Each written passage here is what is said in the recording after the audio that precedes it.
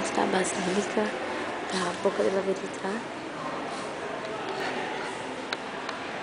Em frente ao Tigre. Ai, o senhor que realmente vai se interessar. Acabei de conversar com um português de Portugal. Um português de Portugal. Falou para eu ir para Portugal.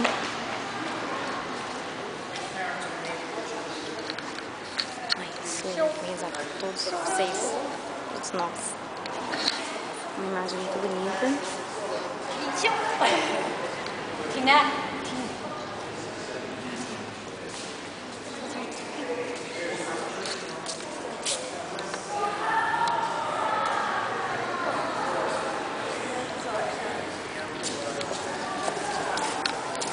de mármore, esculturas belíssimas. Não parece ser uma grande... Isso porque não é nenhuma das basílicas das maiores.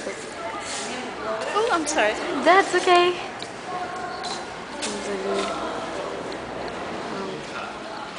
Tá dentro de um carro de vinho.